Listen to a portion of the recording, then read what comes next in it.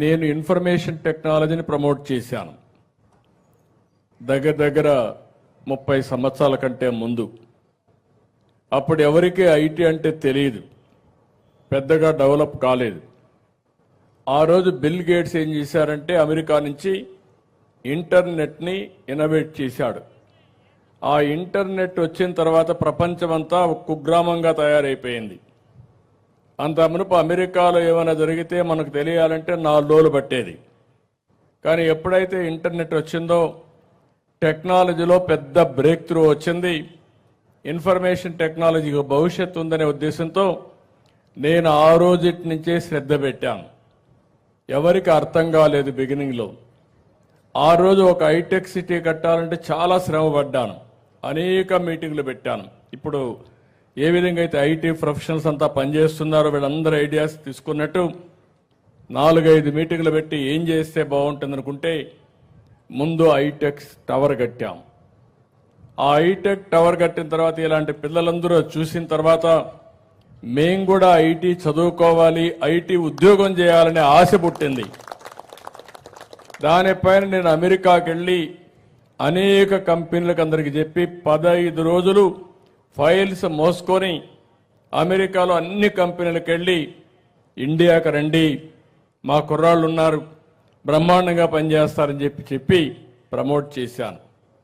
అప్పుడు ఆలోచించాను, ఉద్యోగాలు వస్తున్నాయి, దీనికి కావాల్సింది ఇంజనీరింగ్ కాలేజీలు కావాలి, ఐటీ ఎడ్యుకేషన్ కావాలని చెప్పి ఉద్దేశంతో ఆ రోజు 30 ఇంజనీరింగ్ కాలేజీలని 9 ఏళ్లలో 300 ఇంజనీరింగ్ కాలేజీలు చేశాం. ఏ రెవెన్యూ డివిజన్ పోయినా ఒక ఇంజనీరింగ్ కాలేజీ కనపడేది. ఇప్పుడు ఏ కాన్స్టిట్యున్సీ హెడ్ క్వార్టర్ పోయినా ఒక ఇంజనీరింగ్ కాలేజీ కనపడుస్తుంది. ఆ కాలేజ్ చూసినప్పుడు పిల్లల ఆలోచన మారుతుంది, నేను కూడా చదువుకోవాలని కోరిక పుడుతుంది. అక్కడి నుంచి ప్రారంభమైంది. ఈరోజు మీరు చూస్తే అమెరికాలో నేను ఎప్పుడూ చెప్పేవాడిని, ఇప్పుడు మన పిల్లలు ఇక్కడ చేస్తున్నారు, చాలా వాళ్ళని చూస్తే గర్వపడుతున్నా నేను. వాళ్ళు మాట్లాడిన విషయాలు మీరు చూస్తే కూర్చో కూర్చో కూర్చోవా కూర్చో, ఎవరికే నువ్వు చెప్తే ప్రకటించారా, కూర్చో కూర్చో నువ్వు.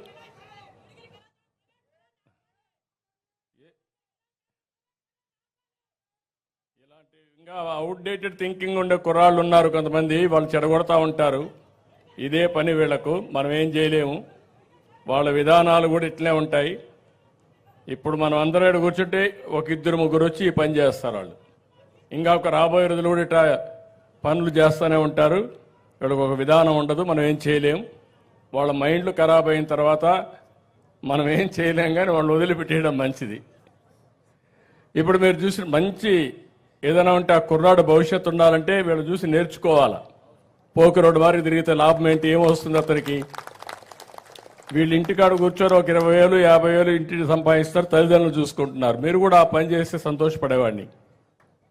అదే మాదిరిగా ఈరోజు నేను అది చెప్పిన తర్వాత అమెరికాకు మన వాళ్ళు వెళ్ళి ఈరోజు మీరు చూస్తే అమెరికాలో ఉండే అమెరికన్స్ తలసరి ఆదాయం $60,000 అయితే ఇలాంటి మిరాకిల్ లాంటి మన పిల్లలు అమెరికాలో ఉన్నారు, వాళ్ళ ఆదాయం చూస్తే $1,20,000 అంటే వాళ్ళకంటే 2 ఇంతలు.